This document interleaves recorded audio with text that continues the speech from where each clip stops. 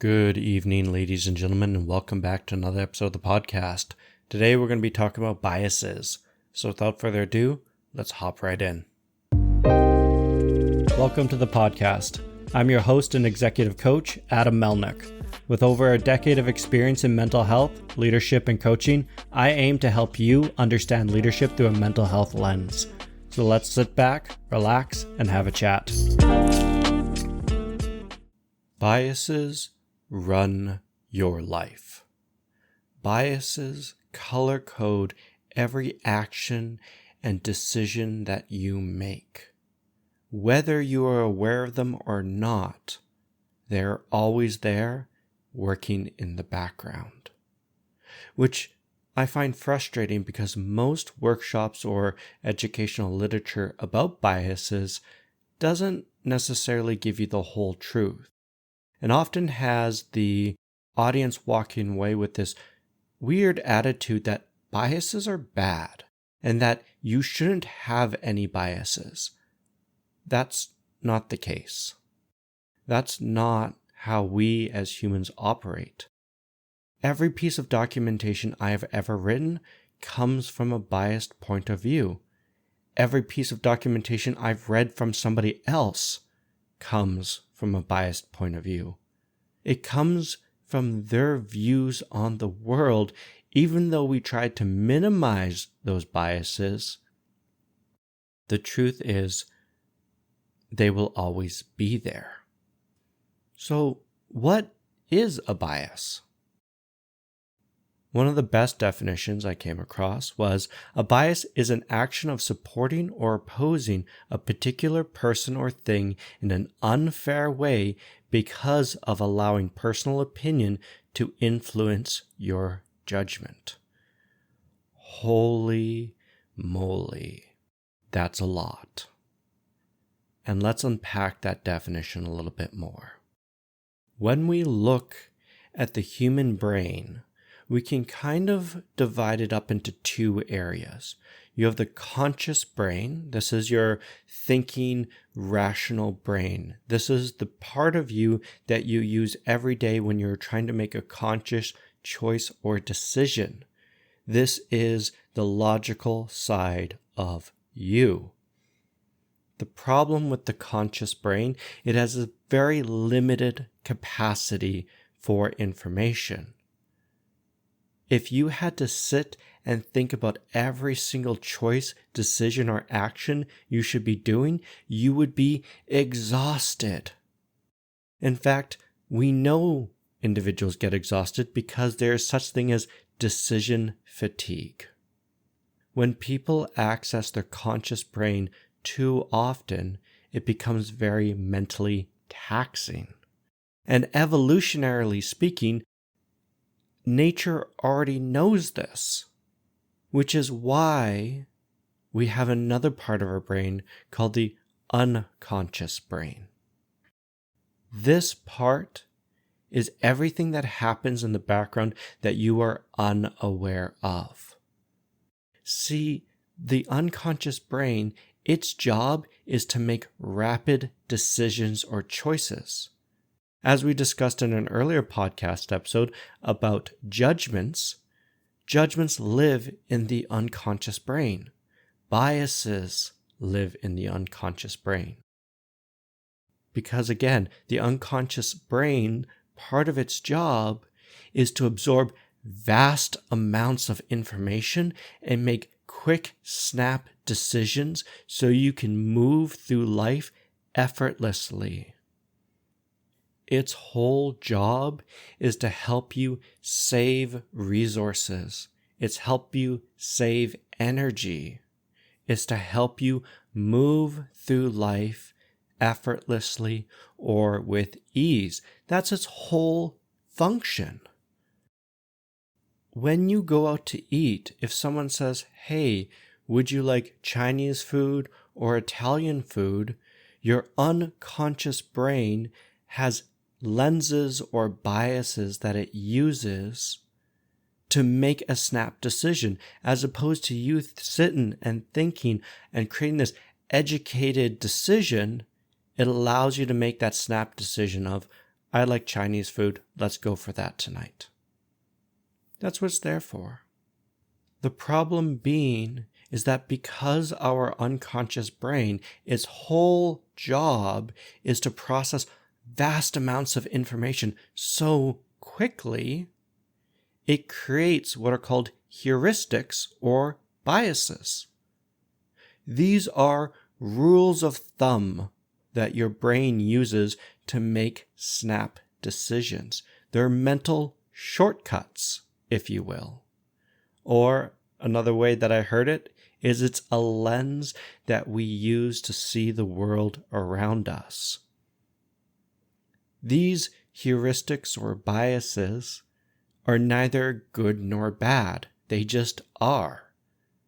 The truth is that there are documented to be over 100 different biases. Holy moly. I don't even know what 20 of my biases are, let alone the hundreds that are out there. When we look at trying to remove all of your biases, that's simply not feasible. That just won't work because it's a part of how your brain operates. When we look at biases and we start looking at removing or changing them, it's because those biases are causing us problems within our life. It's causing us to miss the bigger picture, create misjudgments, punish the wrong people, or give us undue suffering. That's why we want to change biases. It's because they are making our life miserable. They're making other people's lives miserable. We need to change them to make our lives easier, to make better decisions for ourselves, and to make our team's lives easier. That's why we want to change biases. So let's get into some biases that I've been seeing a lot when I talk to individuals, particularly in leadership. And keep in mind, these are only going to be a handful. There are many more out there. The first one is the hindsight bias. This is the belief that after an event happened, that we can see it as predictable, even though it might have been random, and as a result, we should have seen it coming. That's not necessarily true. This happens all the time when there is a major event that happened that was completely random and a one-off, and then leadership will get around the table saying, how could we not have seen this? It was so obvious that this was going to be a problem, when the truth of the matter was, it wasn't obvious. You should not have been able to predict that. A fabulous example that I saw was there was a cashier that was working at a grocery store, and one day they got randomly assaulted. Completely random. The gentleman who assaulted her was not on medications and was not thinking, I guess the word is right. When this incident came out to the organization, everyone was shocked, saying, how could we not have prepared for that? Where was security? Why did we not see this coming? And it was the hindsight bias in full effect. When there is a problem or issue within your organization, particularly if it's a one-off or it appears very random, don't just jump to, hey, how could we not have seen this coming? Unless you had the data beforehand or had meetings to discuss this as a potential issue, or the knowledge to understand that this was going to happen beforehand, then chances are you couldn't have seen it coming. There are just things that happen in life that are unpredictable, and that's okay. Your team is going to encounter problems that you simply are unable to foresee, but looking back, you'll be able to say, oh yeah, we should have totally seen that coming. It's like, could you? That's the hindsight bias.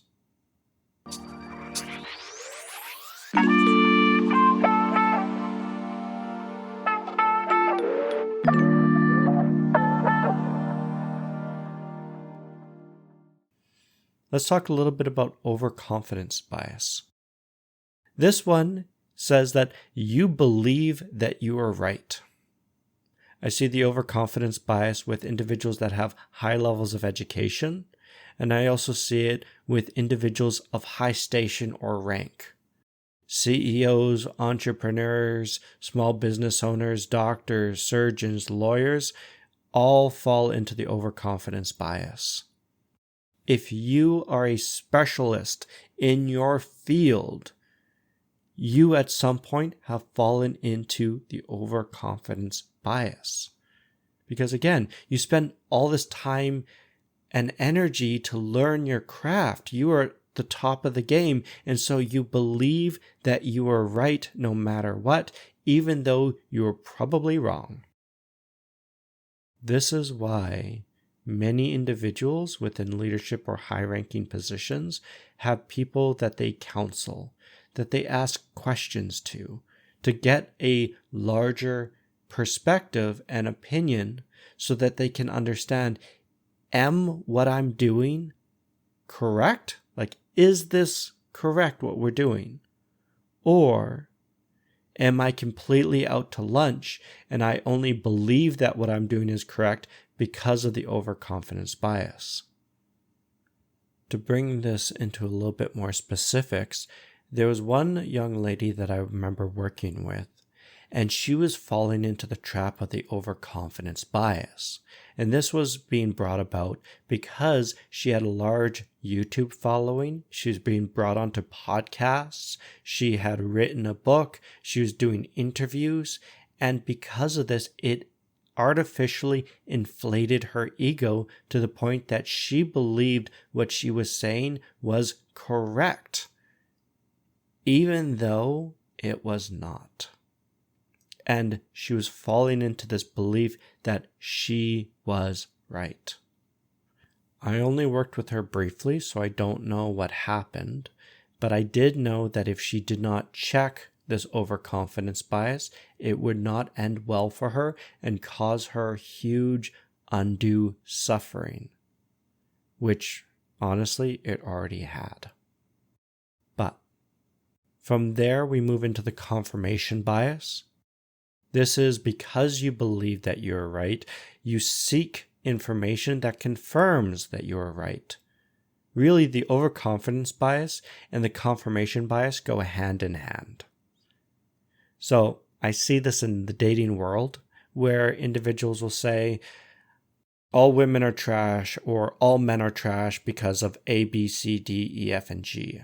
And then they will go on to social media or YouTube or read blog articles that support their opinion on this, which further entrenches them in their own beliefs, even though the truth might be they just had a bad date.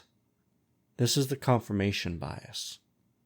There was one gentleman who was an engineer, very smart, but he had the belief that old people were stuck in their ways, inflexible, and causing the organization to die. This was a bias.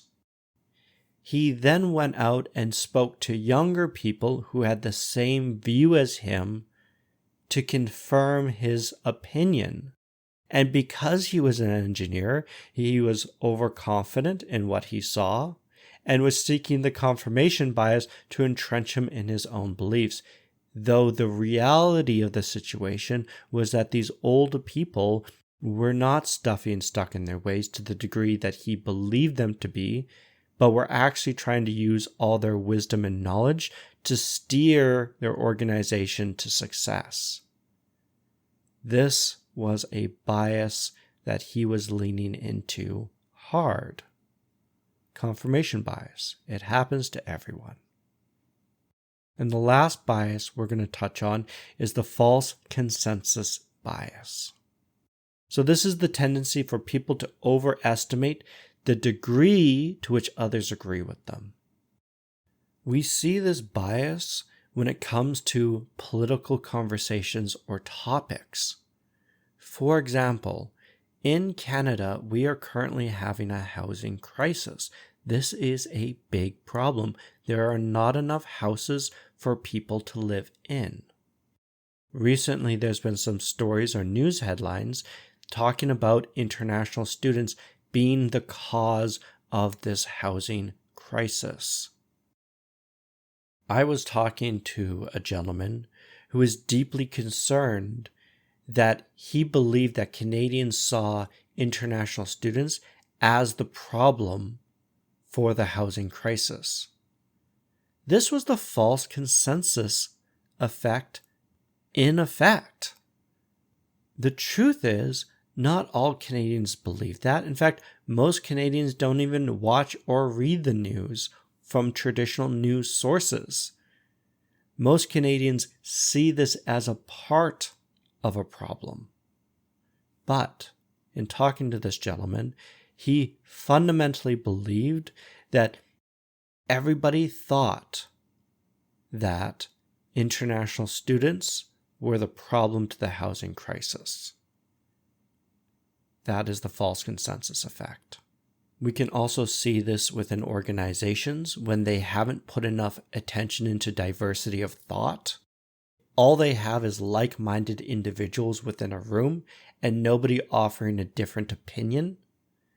What this unfortunately does is create an echo chamber where the whole group believes that the general population society agrees with what they are doing, which may not necessarily be true and can be quite an eye-opener when you take your product, you take your initiative, or you take your policy to the public, and then you are essentially grilled by the court of public opinion because what you did was fundamentally horrific. These are just a handful of biases that I see leadership falling into, but there are many more, and the truth of the matter is this isn't just leadership, these are individuals as well. This is normal. This is what it means to be human. The problem becomes when these biases are creating errors in judgments and helping us make the wrong decision. So now that we understand what biases are and some of the biases that are out there, how do we really overcome or change them? The first step is to learn to recognize your biases. This is difficult, guys. I will not lie to you. You are often unaware of your biases because they work automatically in the background. It is easier for others to hear your biases than it is for you to hear your own. So knowing that, you can do a couple of things.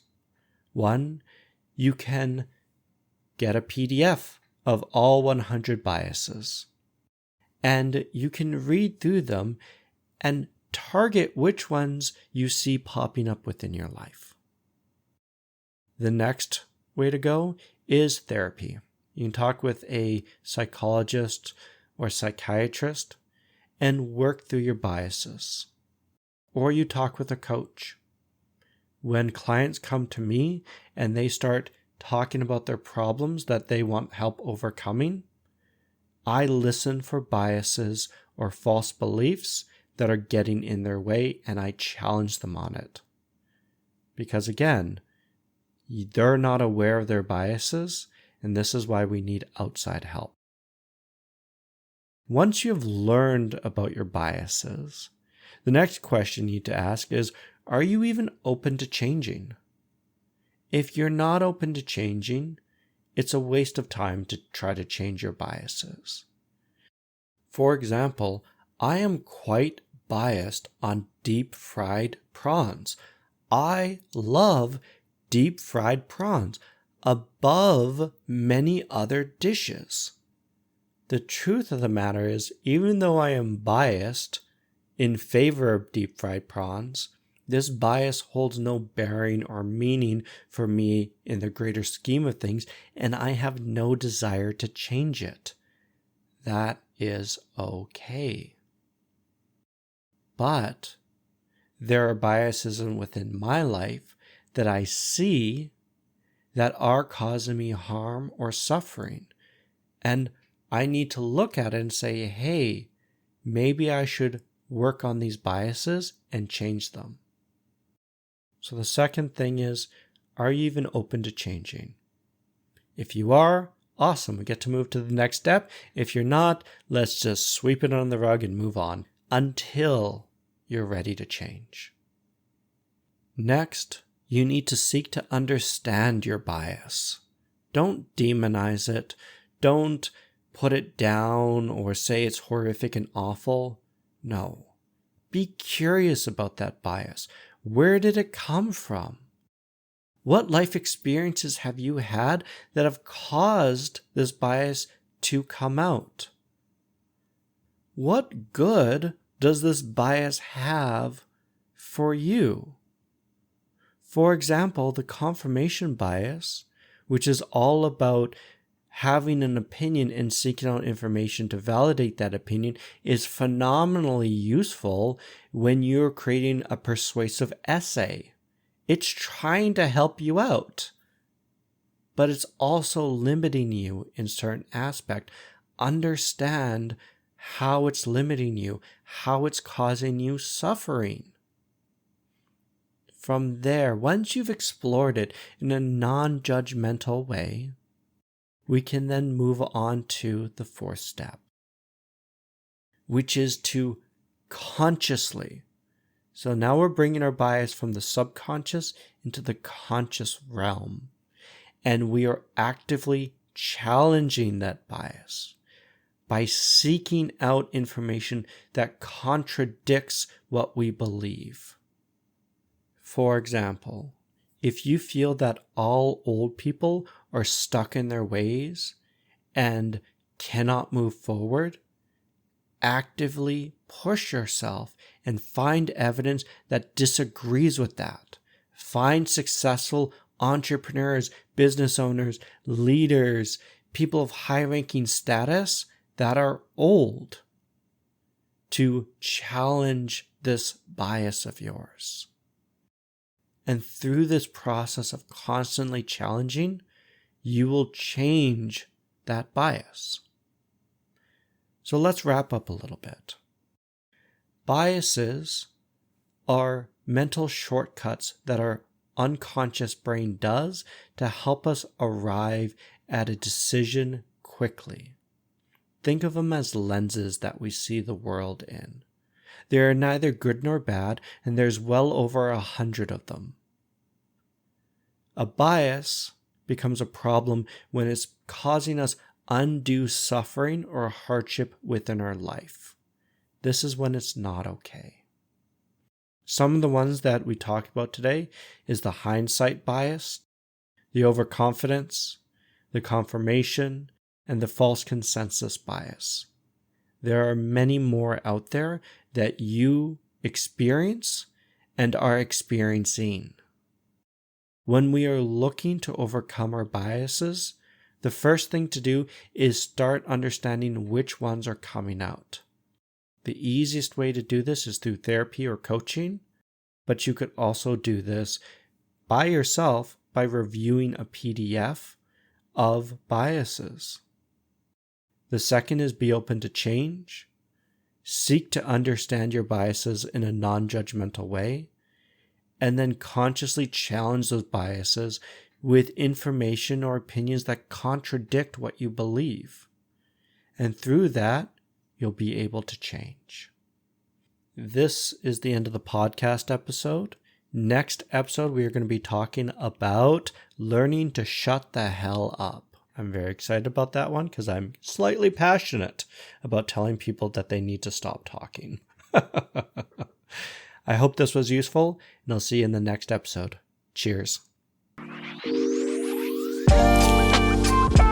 If you've enjoyed this podcast, please subscribe, give it a like, and share it with a friend. And if you're ready to take the next leap and improve your leadership skills, head over to www.seedingthelead.com and book your free coaching session today.